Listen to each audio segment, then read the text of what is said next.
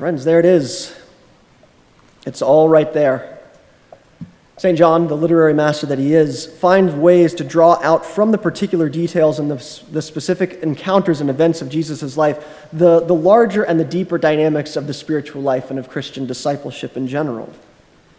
In this little vignette here, this not-so-little vignette here, happening in some backwater town between a Samaritan woman and a Jewish man about 2 millennia ago, it continues to reach out across the centuries, across the globe, across context and circumstance and situation, so that it can speak to us here today and really to anyone who comes across it. Because, friends, we are the Samaritan woman. We are a people who thirst. Our hearts within us sense that something is missing. We sense that we're incomplete, that we're in need of something else, something outside of us to make us whole. And so our hearts drive us outward, and we, like the Samaritan woman, seek out our satisfaction. But compromised as we are, our hearts and minds are clouded by sin, and so we seek out that satisfaction in all the different wells that this world can offer us. And yeah, that includes satisfaction like our physical necessities, food and water, but we seek too to slake our thirst in other things, in other things of this world, with gadgets, devices, clothes, entertainment, sex, reputation, fame, honor, power, health, money. I mean, you name it, I know we've tried it. And they're not bad, right, those things I just listed?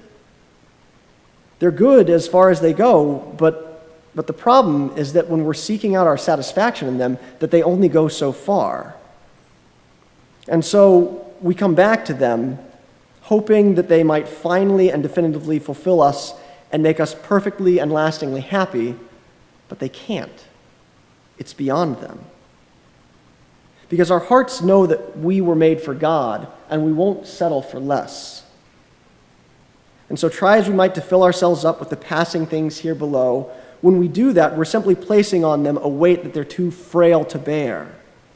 I mean, sure, they can give us some sort of passing thrill or give us a bit of a distraction for a little while, but a little while later, and we're going to find that the thirst comes back and we're driven out to the wells once again. But as we go to the wells, we'll find in time that we're not the only ones that venture forth, thirsting after something, thirsting after someone. Notice that John begins the story of this encounter here with Jesus's traveling into Samaria. And we're meant to see in this the God who goes out to meet us first. We see the God who doesn't hide out as some mountaintop guru waiting at a distance for those worthy few to make their way up to him. No. He is the God who comes to meet us in unexpected places, who comes to meet us in unexpected ways. He is the God who has written himself into the very fabric of this world so that we might meet him and be called into deeper communion with him through all of the wells that we go out to. He seeks to lift our eyes from the passing and secondary goods of this world that can so entrance us so that we might know the lasting and complete goodness of him. But it's more than this even. Because you see, it's easy for this to maybe get past us nowadays, but in ancient Palestine there was no small amount of tension between the Samaritans and the Jews.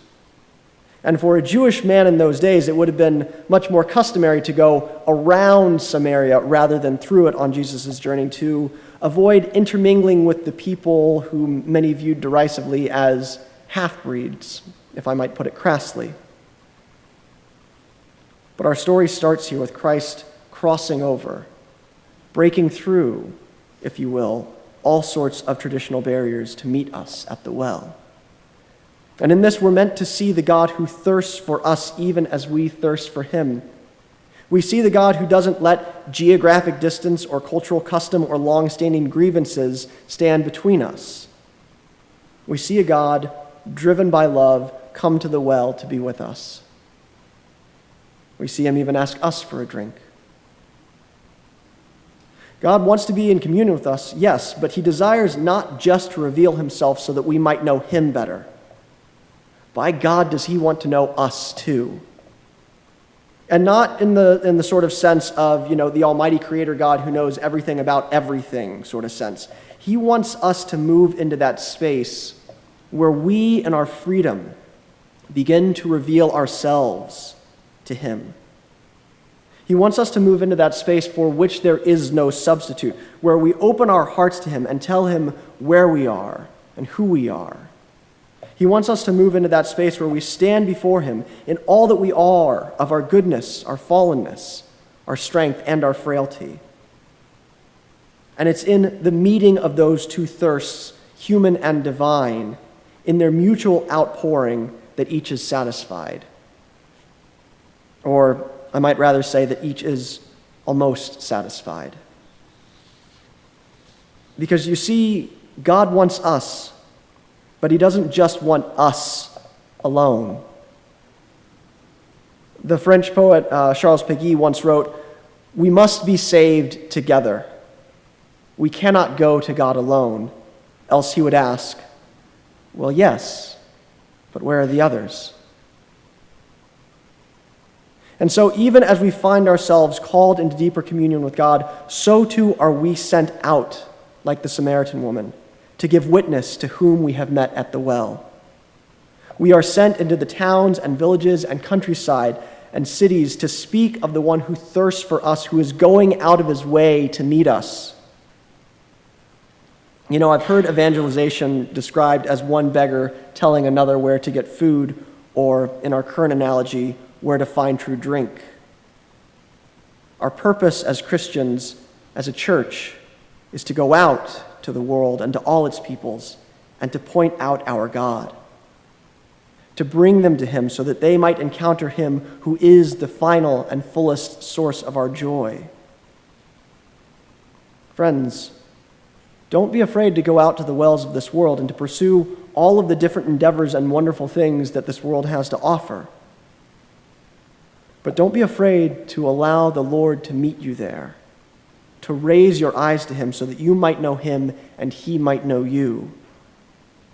And then don't be afraid to be sent out, to proclaim the one who thirsts for us and in whose thirst our own is satisfied.